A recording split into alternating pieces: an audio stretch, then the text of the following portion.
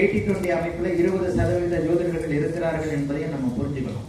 இந்த மாதிரியான இடங்களுக்கு, இந்த மாதிரியான விஷயங்களுக்கு நம்முடைய மாணவர்கள் இடம் கொடுக்கவே வேண்டாம். அதுதான் நான் அடிக்கடி சொல்றேன், there is no subjection in astrology, only prediction.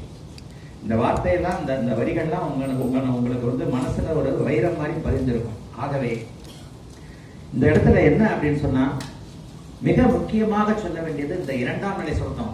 மத்தியானத்துக்கு மேல சில விஷயங்களை நான் இதா பேசுறேன். ஜோதிடத்துல எல்லாம் பார்க்க கத்துக்கணும்.